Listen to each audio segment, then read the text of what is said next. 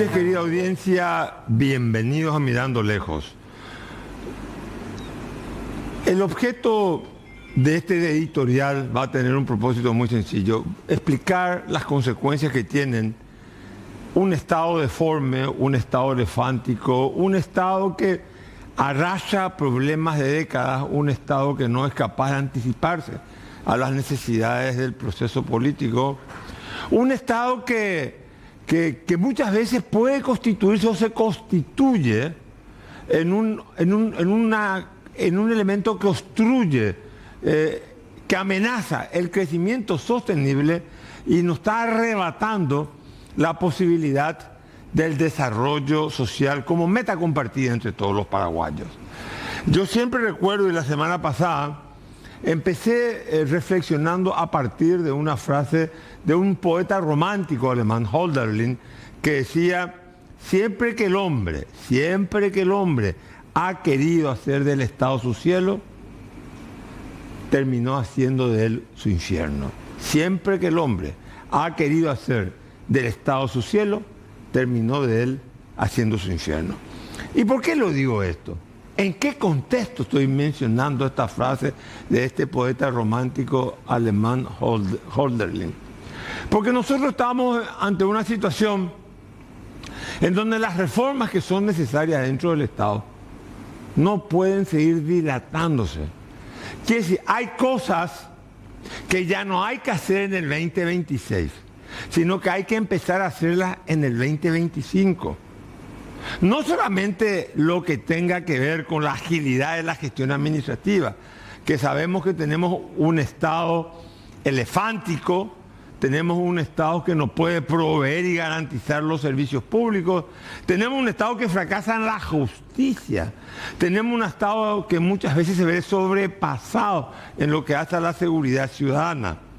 Creo que es el momento de entender que el Estado es un elemento fundamental.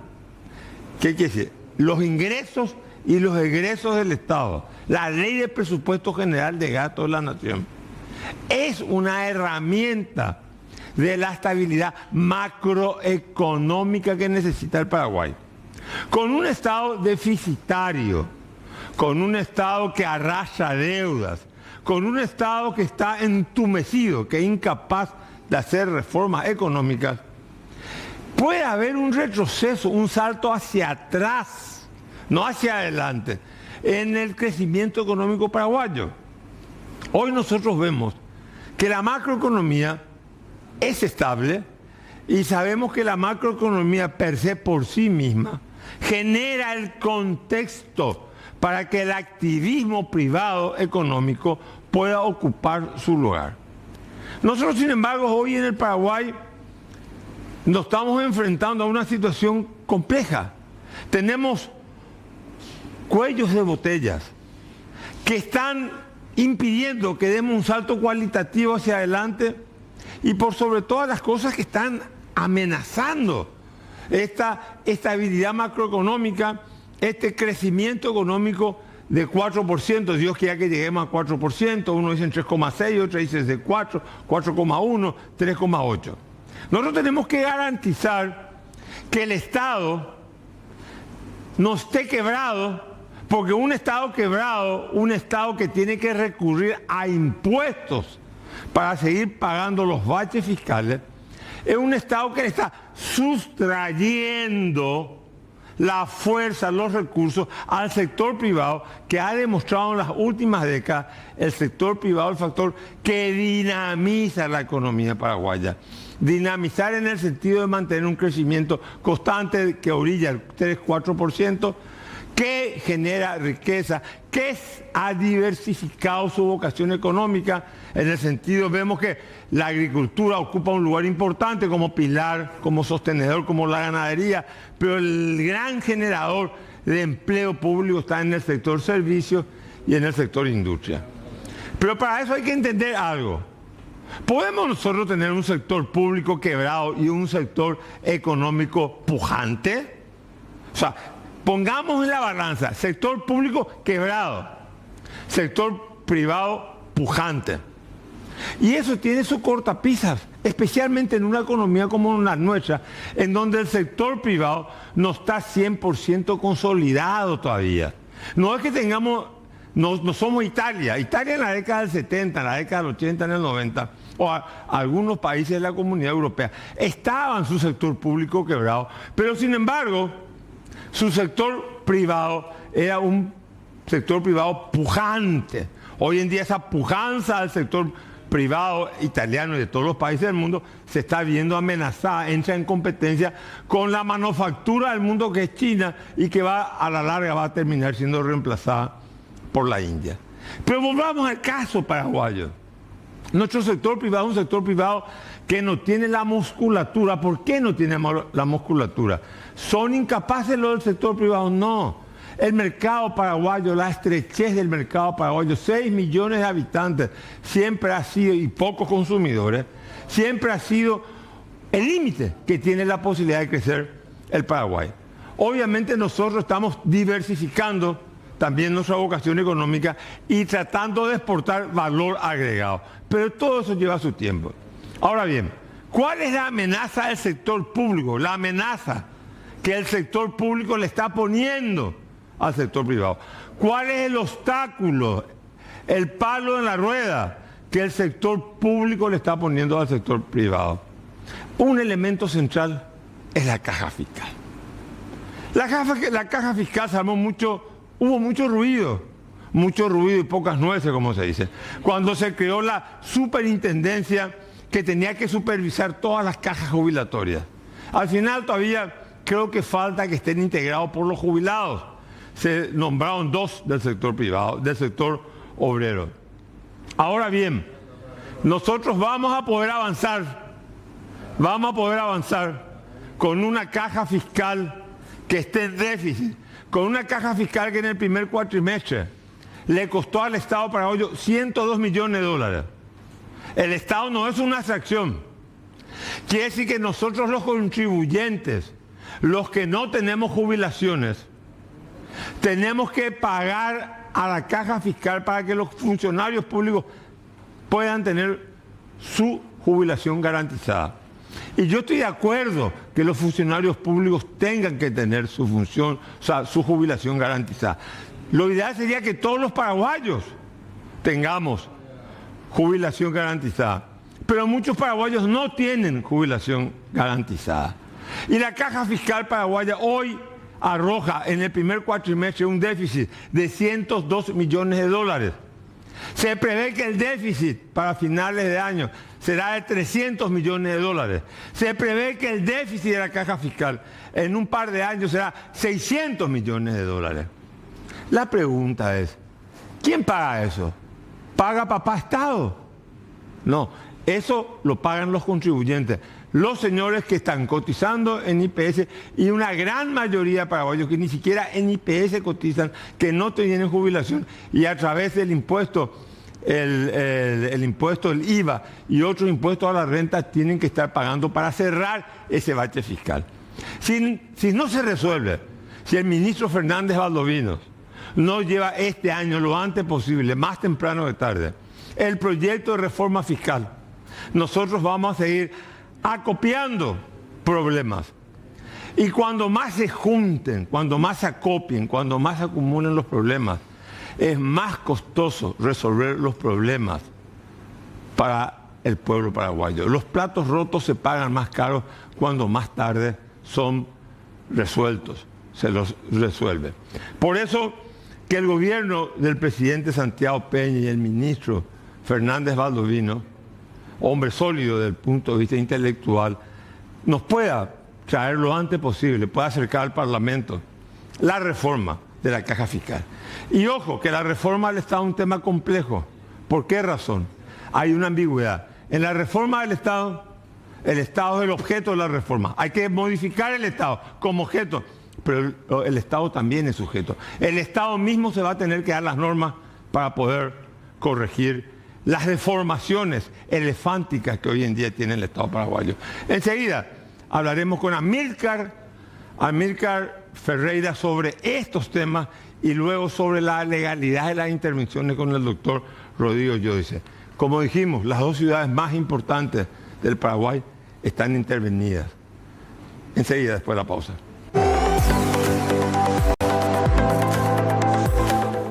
Bueno, seguimos mirando lejos, estamos con Amílcar Ferreira, amigo, colaborador del programa. Hace tiempo que no venía, le estaba reclamando fuera de cámara, me dijo que estaba muy ocupado y bueno, en fin. Pero siempre fue un hombre que opinó y que enriqueció, alimenta el debate económico paraguayo. Según tu punto de vista, hay una pregunta muy elemental. ¿Vamos a crecer 3,6 o 4%, un poco más arriba, 4, un poco más abajo? Si bien son cifras que pueden variar, ¿qué opinas vos? ¿Cómo estás viendo vos el impulso del crecimiento económico y a cuánto crees que podemos llegar? Sí, las perspectivas marcan entre un 3,8 y un 4%, ¿no? Que sería como el crecimiento normal, por llamarlo así, que está manteniendo Paraguay en los últimos años, ¿no? En los últimos 20 años Paraguay ha crecido más o menos a esa tasa promedio. Entonces yo planteo en este momento en nuestra historia el análisis en tres escenarios, digamos. Un escenario en el cual mantenemos ese crecimiento que llamaríamos un crecimiento vegetativo normal, ¿verdad? Acorde con la capacidad actual del aparato productivo paraguayo de crecer. Un escenario negativo donde la economía decrece, digamos, por problemas que se puedan presentar.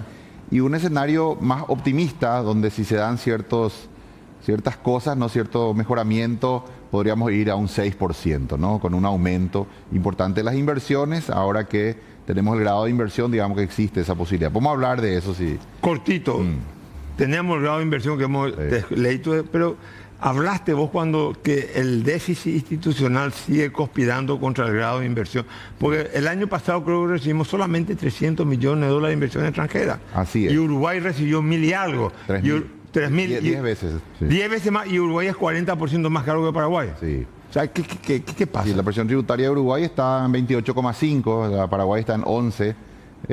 Uruguay viene promediando en la última década un nivel de inversión extranjera directa de 3.000 millones de dólares por año, y en el mismo periodo Paraguay 300. La relación es 10-1. Y yo creo que ahí está el principal déficit de Paraguay en lo institucional, ¿no? La falta de avances en lo institucional. Yo creo que estamos como una especie de trampa en la cual tenemos un partido que ha gobernado ahora históricamente Paraguay, que digamos, se sustenta en una clientela que es parte importante del electorado que lo vota. Eso dificulta las reformas. Y por otro lado también, digamos, cierta cultura que mantiene una influencia indebida, en mi opinión, muy fuerte sobre el Poder Judicial, que lo mantiene débil. Eso es visto por el mundo, no hay que creer de que estas cosas no se ven afuera. Hay un indicador, un informe que se llama WGI, que lo publica el Banco Mundial, Worldwide Governance Indicators, indicadores de gobernanza global, sería en español, que ubica a Paraguay, ¿verdad?, con una debilidad institucional, con altos niveles de corrupción. Y esto dicen las calificadoras, por ejemplo Moody's, que es la que nos otorgó el grado de inversión, recientemente dice y utiliza la palabra: nos basamos fuertemente en el WGI para nuestra evaluación del país. Entonces, Paraguay sigue siendo una ecuación incompleta, un equilibrio macro que ya se ha consolidado, que yo creo que es, digamos, el aspecto positivo de Paraguay, pero por otro lado, una demostrada también incapacidad de avanzar en el fortalecimiento institucional. Con respecto a la estabilidad macro, puede existir un modelo económico en donde por un lado tenemos un sector privado pujante, porque el sector privado paraguayo es pujante, invierte, hay inversiones. Si 300 millones solamente invierten los extranjeros en el Paraguay, quiere decir que la inversión es nacional, mayormente en la economía paraguaya. Principalmente. Es nacional. Nacional. Porque con 300 millones de inversión anual no crece 4%. Sí. Quiere decir que la gente está reinvirtiendo. O sea, el sector privado está haciendo su trabajo. Con luces y sombras está haciendo su trabajo. Ahora bien, si tenemos un déficit en la caja fiscal que va a llegar en un par de años a 600 millones de dólares, este año va a llegar a 300, que nosotros los contribuyentes pagamos. La pregunta, ¿existe el modelo en donde el sector público está quebrado y el sector privado pujante? ¿O es que un sector público quebrado puede desacelerar el crecimiento del sector privado? Mira, yo creo que este modelo de ecuación incompleta que estamos describiendo, lo que genera es que los que invierten, ya sean extranjeros o locales, son aquellos que pueden navegar esas aguas, ¿no? Entonces, la característica un poco de las inversiones en Paraguay han sido inversiones en general pequeñas, ¿no? Viene la maquila, vienen en general inversiones pequeñas, pero las grandes inversiones, si va a venir por ejemplo una inversión que va a poner $1.000 millones en el país y que va a realmente impulsar la economía, ya miran otros aspectos, tienen muy en cuenta estos aspectos de la seguridad jurídica. Entonces, si mantenemos esta ecuación incompleta, ciertamente Paraguay seguramente va a seguir creciendo a niveles del 4%, ¿verdad? Que yo te decía los 3 escenarios, ¿no? Sería el escenario medio. Pero bueno, nos perdemos, digamos, la oportunidad de pegar el salto, de ir a un 6% o más incluso, con gran desarrollo de infraestructura, con capital privado viniendo en volúmenes mucho más grandes. Yo creo que el caso uruguayo, con sus $3.000 millones por año, demuestra que es posible en Sudamérica, siendo un país de la región, atraer esos niveles de inversión. O sea, hay que ser serio, lo que comentáis. Hay que ser serio, es lo que funciona hoy en el mundo. Y yo creo que ahí está la principal incapacidad de este proceso económico, político de nuestra democracia, ¿verdad? De seguir siendo una ecuación incompleta. Hemos logrado un consenso social que es muy valorable, ¿verdad? En lo macroeconómico, ¿verdad? El ser serio en el Banco Central, en el Ministerio de Economía en general, pero hasta ahí nomás ha llegado. Ese consenso no ha, digamos, abarcado a más instituciones, principalmente la justicia, porque las calificadoras lo dicen con nombre y apellido, ¿eh? Refieren la debilidad institucional al Poder Judicial, al sistema de justicia. Ahora, decime una cosa, Sí. Este 4%, vamos a cifrar en 4, 3, algo, no sé. Sí. 4% acumulado. Tiene un impacto en la extrema pobreza, se generan clases medias, aumenta la capacidad de consumo. Y te pregunto esto también ante un panorama en donde nos dicen que no somos 7 millones de paraguayos, sino que somos 6.200, y que en un par de años vamos a ser 5.800, vamos a bajar la población. ¿Cómo se presenta ese escenario en términos para la pobreza, este crecimiento acumulado del 4%? Sí, ciertamente ayuda, ¿verdad? Un país que crece, obviamente, algún efecto tiene finalmente en la población, de alguna u otra manera llega a la población. Paraguay ha tenido... Chorrea algo, digamos. Claro, algo siempre gotea, el efecto goteo, ¿no? Paraguay, a inicios del gobierno de Nicanor, en el año 2003, los niveles de pobreza eran cercanos al 60%. Hoy están 20,1%, ¿no? Entonces, sin duda que ha habido avances en eso, hay, digamos, una mayor participación de la población. La disminución de la población de los más o menos 7.300.000 que creíamos, hasta el censo anterior del 2012, creíamos que esa era la población paraguaya. Ahora con el censo actualizado resultó que somos 6.100.000. Yo creo que se debe quizá a un error. Vos sabés que el censo de 2012 salió muy mal. Se cortó, digamos, por falta de presupuesto, también fue en el medio del cambio político, ¿no? De la salida de Lugo. Entonces, ciertamente se hizo muy mal ese censo. Puede ser por errores estadísticos, ¿verdad? En la toma de los datos, pero también puede ser porque hay un proceso de migración. Hay muchos paraguayos también que bueno, por no encontrar oportunidades acá, migran, salen, van a otros países, y eso hace que esa población sea de ese tamaño, ¿no? Eso es un factor que por un lado tiene aspectos positivos, esa migración, porque esa gente que va al exterior luego envía remesas, ¿verdad? Que es un capítulo importante, alrededor de $500 millones por año, ¿verdad? Hubo años en los cuales se igualó incluso ese ingreso de remesas que envían nuestros compatriotas con el ingreso que genera Itaipú para el país. Así de importante es. Tiene ese aspecto positivo, quizá por el envío de remesas, pero también aspectos negativos en lo social, ¿verdad? Familias que quedan, digamos, sin una mamá, un papá, niños que quedan con los abuelos, etcétera. Y bueno, esa es un poco nuestra realidad, ¿verdad? Un país con una, digamos, cultura autoritaria, que todavía quedan rezagos de eso. Nos cuesta porque democracia no es solamente votar, democracia es un estilo de vida, ¿verdad? Una forma de convivencia. Y bueno, vemos que todavía persisten muchos rasgos autoritarios y eso conspira, ¿no? Conspira contra la economía, porque como dije también, nos perdemos muchas oportunidades por estas características culturales que todavía mantenemos. Ahora bien, el año pasado disminuyó el ingreso por binacionales.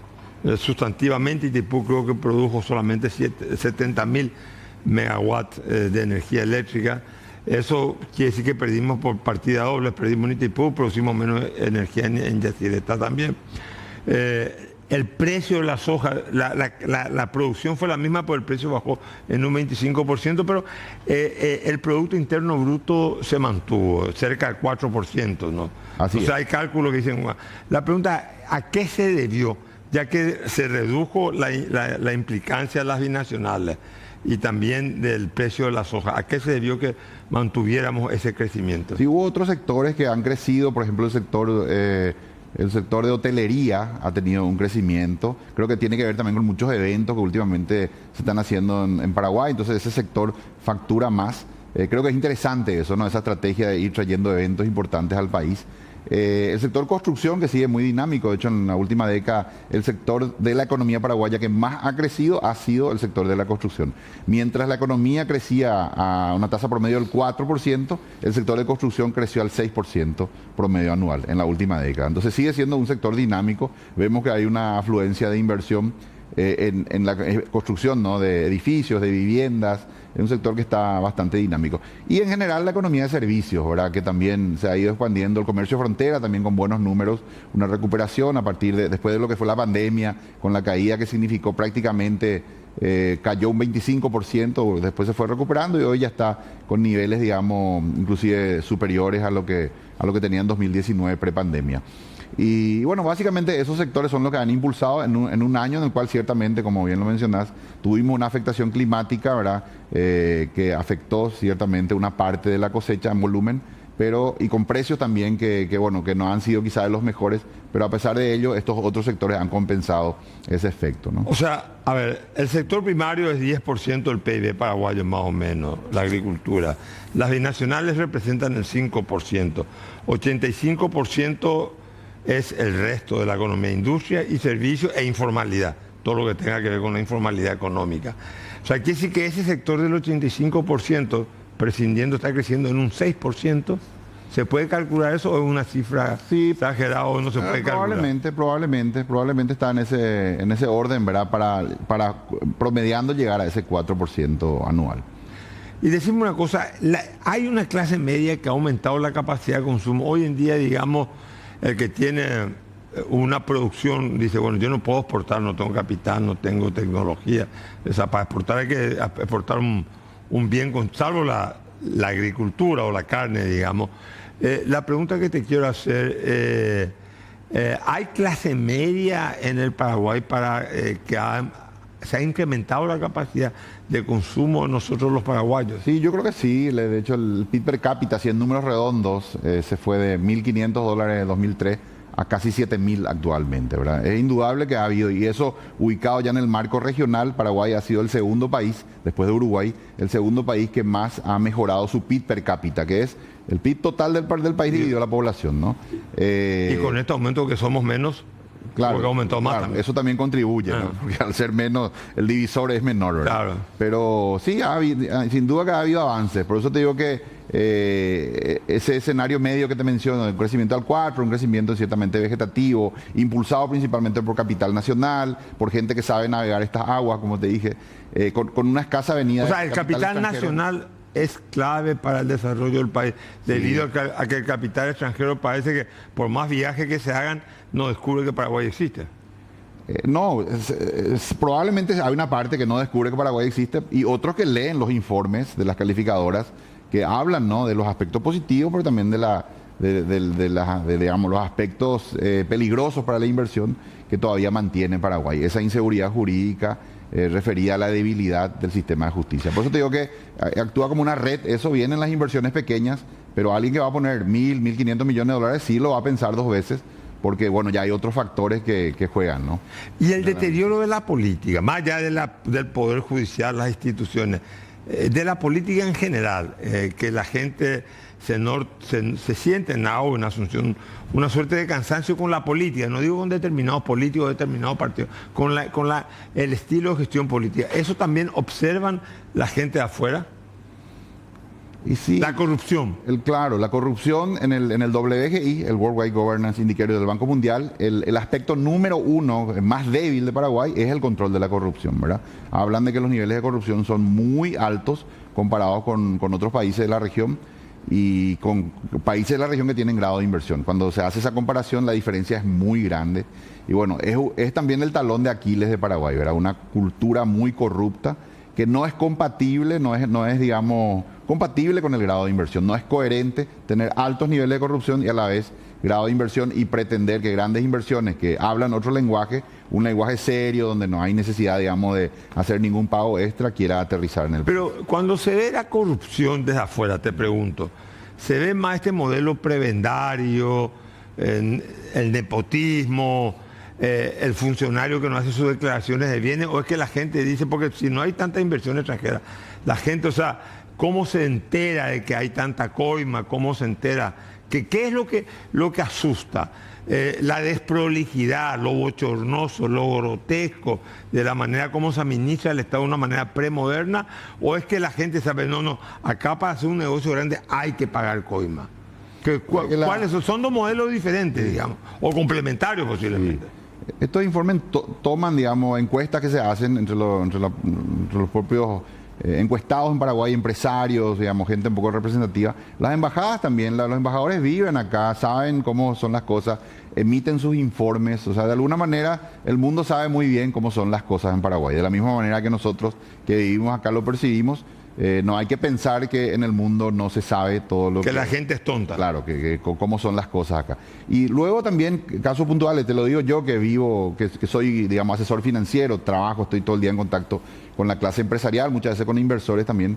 Y esta corrupción se da desde las pequeñas cosas, desde, no sé, vino de Ciudad del Este y le paró el agente de tránsito y le coimeó ahí por la ruta, hasta le pidieron, no sé, 150 millones de guaraníes en la municipalidad para aprobarle sus planos municipales.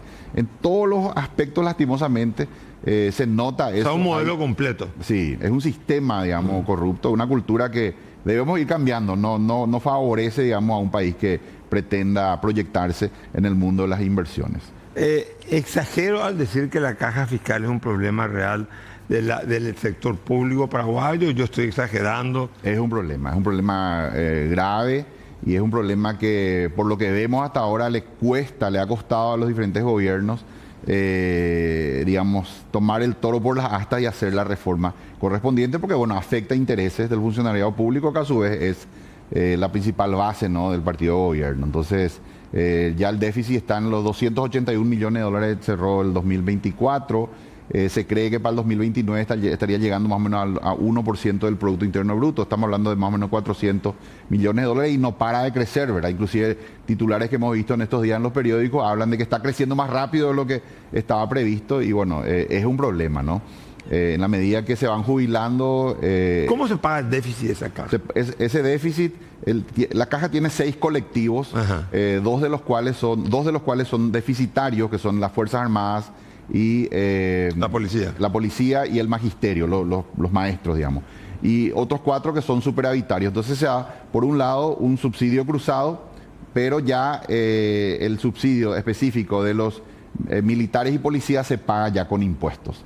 El de los docentes, por ahora, es con un subsidio cruzado. El superávit que generan 3 colectivos pagan el déficit del colectivo de los docentes. Pero esta proyección que hablan de 600 millones de dólares en 2 o 3 años, eso va a tener que pagarlo el contribuyente, no va a pagar el Estado. No es que el dinero el Estado inventa al Estado, sino que se va a tener que hacer. O crece la economía y se recauda más, o se aumentan los impuestos para pagar. Se aumentan los impuestos, claro, porque hoy día ya los intereses que Paraguay paga por su deuda, estoy hablando de la deuda de la administración central, o sea, la deuda que tiene que pagar el fisco con la recaudación de impuestos. Y hablo solo de intereses, no de amortización de capital. Ya representan hoy más o menos un 25% de la recaudación total de impuestos. O sea, de todos los impuestos recaudados, un cuarto se va en intereses. Si a eso le agrega el déficit de la caja fiscal, si llega a un punto del PIB, imagínate lo que va a hacer, ¿verdad? Se va a volver, se corre el riesgo, digamos. O sea, a ver si te copié bien. Sí.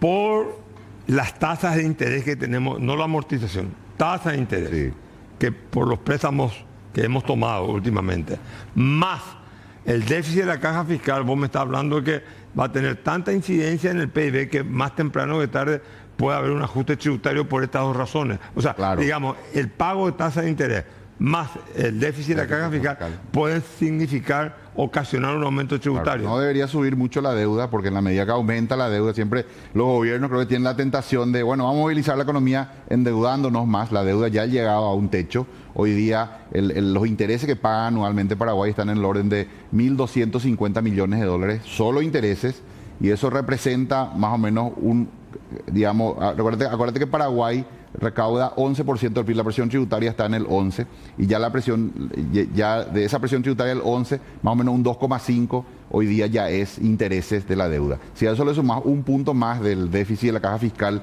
si es que no se corrige, eso sigue creciendo, en algún momento, más temprano que tarde, va a poner en serios aprietos. O sea, Paraguay recauda, para entenderlo más, el Estado paraguayo, corregime por favor, el Estado paraguayo recauda un 11% del PIB. Así es. En impuestos. Así es. Me decís que 2 y más por ciento 2,5 está comprometido ya para pagar intereses. Así es. No amortización, no el capital de capital, porque eso se hace el revolving, pero intereses sí hay que pagar. Intereses hay que pagar. Sí. Bueno, 2,5. Así es. Y cuando lleguemos a 600 en 12 años, ¿cuánto será eso? Estamos hablando de casi 4%. Un punto y medio del PIB son 600. O sea, 4% del 11% que recaudamos va a ser para pagar deuda y caja fiscal. Así es.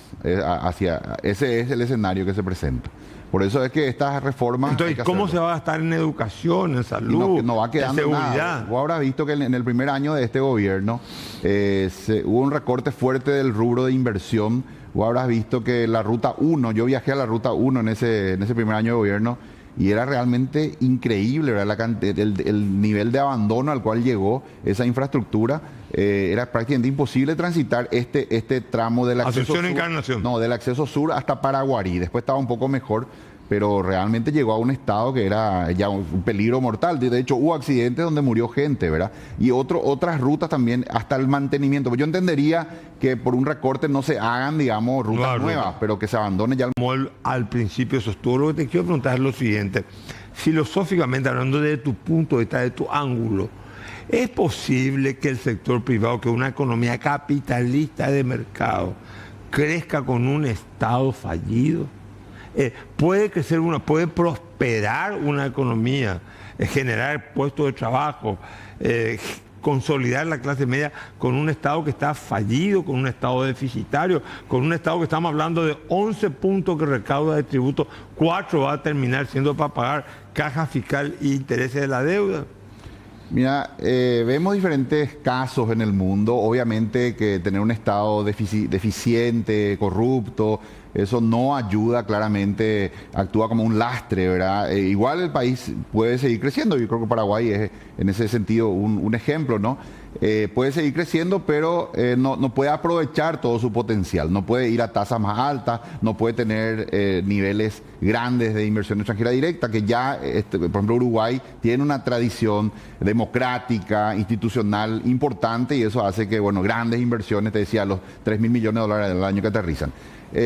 Lo que va ocurriendo es como un divorcio entre el Estado, la clase política, las prácticas y el sector privado. Entonces el sector privado en cierta manera adopta una posición de decir, bueno, por lo menos que no me molesten, pero vos ves torres de edificios magníficas en el eje corporativo de Santa Teresa, hay 1.000 millones de dólares de inversión privada que aterrizó, pero las calles enfrente no tienen cloaca, no tienen desagüe pluvial, no tienen los servicios, hay baches, increíble, ¿verdad? Cuando uno viene del aeropuerto ahí, cuando entra en lo que sería la entrada principal para un extranjero a la ciudad de Asunción, y hay baches, hay días que hay baches ahí, entonces, y no se arreglan, pasan días sin que se arreglen, entonces ves digamos, ese contraste. Claro, entonces es posible que siga creciendo, pero no se puede aprovechar todo el potencial. Bueno, Amílcar Ferreira, muchísimas gracias, muy hermosa la conversación y nos vemos próximamente. Gracias, Carlos, un placer siempre estar. Enseguida con Rodrigo dice, legalidad o no de el pedido de intervención de la Contraloría, Ciudad del Este, Asunción.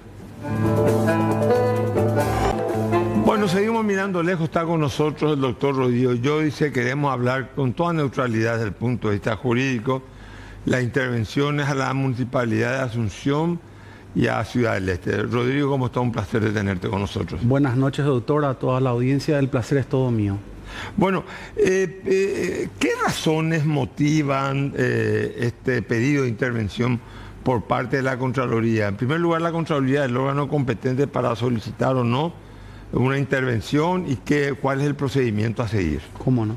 Bueno, en primer lugar hay que entender que una intervención es una verificación de naturaleza técnico-legal, en donde lo que básicamente se busca es determinar la razonabilidad o no en la ejecución de determinadas partidas que conforman el presupuesto de un organismo público.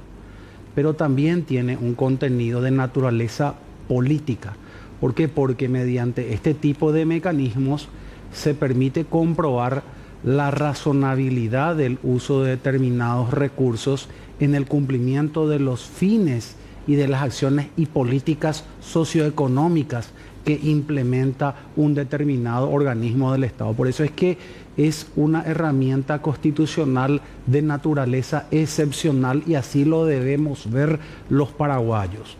Dicho esto, debemos manifestar de que la Constitución Nacional estipula muy claramente en su artículo 165 que las gobernaciones y los municipios pueden ser intervenidos por el Poder Ejecutivo en determinadas condiciones. En primer lugar, establece la posibilidad de que los propios integrantes de las juntas departamentales o de las juntas municipales puedan requerir la intervención de la gobernación o del municipio del que se trate. Pero perdón, ahora, sí. En este caso, ¿hubo pedido de las juntas municipales o no? No, no hubo ese pedido. Y es un tema que me gustaría explicarlo muy bien porque entiendo de que hay una discusión jurídica a ese respecto. ¿Qué pasa? Se cuestiona mucho quién ha requerido la intervención o cuál fue el organismo que requirió la intervención de los municipios de Asunción y de Ciudad del Este. En ese sentido es dable destacar que efectivamente la Constitución determina que deberían ser los integrantes de las juntas departamentales y municipales. ¿En qué casos? Cuando se comprueba, por ejemplo, mala ejecución presupuestaria o juntas la administración. Departamentales también. Sí, juntas departamentales. O sea, digamos... Departamentales y municipales. O sea, pero la Junta Departamental de Caguazú puede pedir la intervención... De la gobernación de Caguazú. Pero no de la Intendencia. No de la Intendencia. De la gobernación. Claro. Y las juntas municipales de Coronel Oviedo puede pedir la intervención de la municipalidad de Coronel Oviedo. Así mismo. ¿Cuándo? Cuando hay casos concretos, reales, de una administración o una irregularidad en la ejecución presupuestaria o en la correcta y razonable administración de los recursos públicos de la gobernación o de la municipalidad que se trate. La Constitución Nacional efectivamente no establece de manera literal que pueda ser la Contraloría General de la República el órgano requirente de esa intervención. Y aquí es donde me gustaría tratar de ser lo más ilustrativo posible para entender de que a mi modo de ver esto no constituye una arbitrariedad, esto que pasó con los municipios de Asunción y de Ciudad del Este. ¿Por qué? Porque el artículo 165 de la Constitución está reglamentado por la ley 317/94, que es una ley vigente. No es cierto que esa ley esté en todo o en parte derogada y en todo caso se trata de un dispositivo especial que reglamenta un texto constitucional. En la ley 317, aparte de los presupuestos de intervención previstos en la Constitución, incorporó uno más, que es la presunta comisión de hechos punibles por parte de quien administra una gobernación o una municipalidad.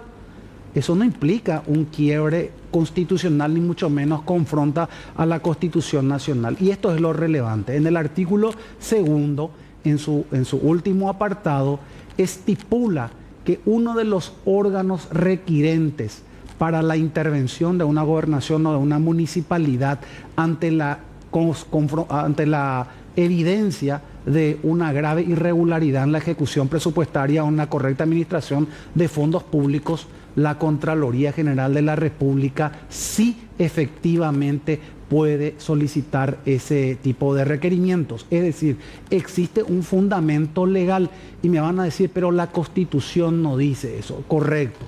Pero entonces tenemos que ir a ver qué es la Contraloría General de la República conforme a nuestro pacto constitucional. ¿Qué es lo que nosotros como paraguayos hemos querido respecto a la Contraloría? Y hemos dicho claramente, la Contraloría es el organismo de control de las actividades económicas financieras del Estado paraguayo. Tiene facultades de control, de fiscalización, de vigilancia. Y puntualmente dentro de sus atribuciones se encuentra precisamente la de examinar, dice la Carta Magna, examinar la correcta ejecución presupuestaria de los organismos que competen a su control, entre ellos las gobernaciones y municipalidades. De manera que mal podría llegar a concluirse de que porque la ley 317 establece un actor más de naturaleza constitucional, un organismo extrapoder como una persona jurídica con legitimación activa o subjetiva, mejor dicho, para requerir la intervención, porque la Constitución no lo diga expresamente, eso es ilegal. Yo refuto totalmente esa postura y me parece que la Contraloría sí tiene la facultad de verificar. Si tiene la posibilidad de lo menos, que es examinar las cuentas, ¿cómo no va a tener la posibilidad de requerir al Poder Ejecutivo, en este caso, la intervención de un organismo en el marco del cumplimiento de qué? De un principio básico que está en nuestra Constitución Nacional, que es el principio de equilibrio de poderes, donde justamente el Poder Ejecutivo, a través de esta facultad, está ejerciendo efectivamente ese poder público conferido por la ley fundamental de la República. Entonces, eso es lo que ocurrió en este caso. ¿Y qué es lo que tendría, cuál es el procedimiento, ¿verdad? Para que la gente también pueda tener una ilustración clara. Una vez que la Contraloría requirió al Poder Ejecutivo, en este caso al Ministerio del Interior, la intervención judicial, el Poder Ejecutivo, una vez que recibe el informe proveniente del Ministerio del Interior, tiene un plazo de 6 días hábiles para poner a consideración de la Cámara de Diputados. ¿Y qué es lo que tiene que hacer la Cámara de Diputados? Segundo eslabón de cumplimiento del principio de equilibrio de poderes, ¿verdad? En este caso sería el control parlamentario. Entonces la Cámara de Diputados lo que debe hacer es proceder a formar una comisión especial a los efectos de verificar la razonabilidad, los fundamentos y motivos por los cuales se está requiriendo la intervención, que es lo que llevó a ese estado de cosas. Y tiene un plazo de 15 días hábiles para formular una petición concreta y dar su acuerdo o no al Poder Ejecutivo a los efectos que se proceda a la intervención del organismo que se trate. Entonces, repitiendo, la Contraloría examina. Correcto. Como tiene un rango constitucional de controlar el gasto público de todo el sector público paraguayo, no discrimina, es todo el sector público paraguayo, la Contraloría examina, descubre que hay irregularidades o desvíos, lo que vos quieras, o mal uso de los fondos públicos, entonces tiene de motus propio, pero por el artículo constitucional puede, digamos, de motus propio solicitar la intervención. Puede solicitar, y de hecho... Pero eso no está, te pregunto, la pregunta, sí. ¿Está expresamente establecido que la Contraloría puede solicitar esa intervención? En el artículo 165 se estipula expresamente que son los integrantes de las juntas departamentales o municipales los que pueden solicitar previo dictamen de la Contraloría. La ley 317/94 lo que hace es complementar y reglamentar ese artículo, y tomando en consideración las atribuciones constitucionales que tiene la Contraloría, incorpora una persona más, en este caso un organismo más, con la facultad legal, pero derivada del texto constitucional, derivada de sus atribuciones constitucionales, que puede requerir esa intervención y que es precisamente la Contraloría. Resulta que en el 165 claramente se condiciona a que la comprobación de eventuales irregularidades en la ejecución presupuestaria deben de contar con un dictamen previo de la Contraloría. De ahí que no exista la más mínima duda que si el organismo claramente es indicado como tal en el artículo 165, ¿por qué no sería el organismo que tendría la facultad también de requerir, como en este caso ha ocurrido? Que es una singularidad que no ha ocurrido en otras oportunidades, no implique de que la ley 317 en sí misma constituya una normativa que pudiera ser inconstitucional o que esté confrontando la norma constitucional. Y por el contrario, a mi modo de ver, vuelvo a reiterar, si la Contraloría tiene facultades constitucionales muy bien establecidas y esta potestad condice plenamente con esa atribución, ¿dónde estaría la vulneración constitucional?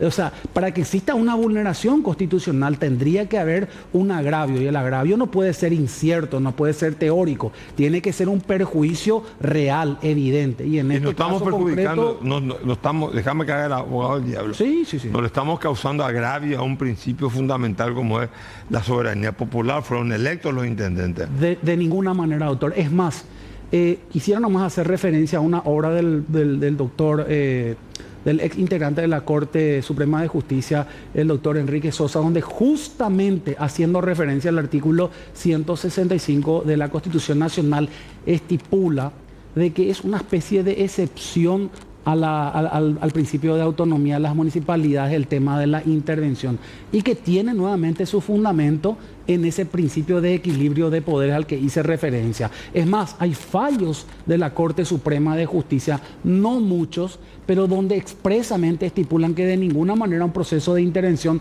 supone ningún tipo de limitación a la autonomía, a la autarquía presupuestaria que tienen las gobernaciones o municipalidades, y de hecho que no lo es así. Es más, acá se tiene una especie de prejuicio negativo en el sentido que la intervención tiene que concluir necesariamente en una destitución, y definitivamente no es así. Puede ocurrir que en el marco de la intervención justamente el interventor acceda a los documentos, a los datos, a las evidencias, a los informes que le permitan hacer una reconstrucción histórica del acontecimiento humano que motivó un cuestionamiento por parte de la Contraloría, pero que ya en el lugar de los hechos o con documentación novedosa o no considerada por el organismo de control pueda llegar a alguna me está diciendo que el presidente tiene, o el Ministerio del Interior, nombrar un interventor. Tiene que nombrar un interventor. Si se descubre que no hay nada, puede restituirlo al intendente. Totalmente. Entonces, ¿y ahí ya no llega a la instancia parlamentaria o llega a la instancia parlamentaria? No, de hecho, que una vez que se ordena la intervención, si es que la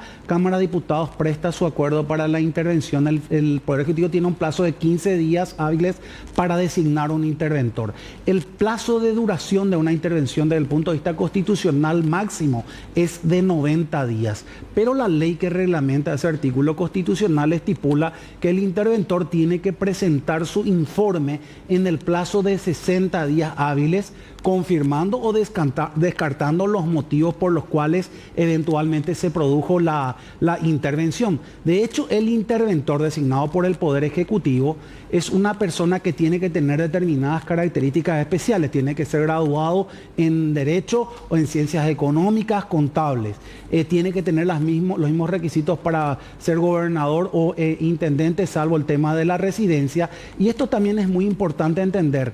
No es que la persona, el intendente o el gobernador automáticamente queda en un estado de indefensión a ver qué pasa con la intervención. No, la propia ley le autoriza a que designe 3 representantes para que puedan interactuar o realizar trabajos de control de lo que el interventor está haciendo. El interventor pasa a ser una suerte de director de la administración del ente intervenido, pero y tiene la obligación ahora de ejecutar el presupuesto del órgano intervenido. Entonces lo que vos me estás diciendo, la Contraloría es un extrapoder constituido en la Constitución. O sea, no es el Poder Judicial, no es el Poder Legislativo ni el Ejecutivo.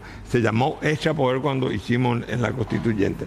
Quiere decir entonces que aquellos intendentes o gobernadores que envían al Tribunal de Cuentas para que se audite y se juzgue su gestión administrativa, están directamente burlándose de la Constitución Nacional. En mi opinión, doctor, y tengo que ser muy claro y enfático, mal que le pese a mucha gente, sí, categóricamente, es una forma subterfugia de vulnerar lo que la Constitución Nacional y las leyes de inferior prevalencia establecen. ¿Por qué, doctor? Porque resulta de que hay una ley especial, la ley de 2248/03, que estableció la modificación del artículo 30 del Código de Organización Judicial y estipuló cuáles son las competencias materiales del Tribunal de Cuentas. Resulta que en la Constitución Nacional solamente se dice: créase el Tribunal de Cuentas, cuyas funciones y competencias lo determinará la ley, dice. ¿Y qué dice la ley especial hoy día vigente? La ley especial hoy día vigente con relación al tema del Tribunal de Cuentas dice que la competencia de ese organismo es exclusiva en las cuestiones contencioso-administrativas, no en el tema del juzgamiento de cuentas. De manera que acudir a ese mecanismo es una forma de realmente vamos a decir, vulnerar de alguna manera las facultades que compete a la Contraloría y obtener pronunciamientos jurisdiccionales que básicamente constituyen una extralimitación o desviación de poder. Bueno, estuvimos con Rodrigo Joyce aclarando un tema que es de fundamental importancia, porque las 2 ciudades más importantes de la República del Paraguay, las 2 puertas de entrada, Ciudad del Este, la tercera sería Encarnación, y Asunción, están siendo las 2 más grandes, están siendo intervenidas. Como diría mi amigo Humberto Rubín, una noche más.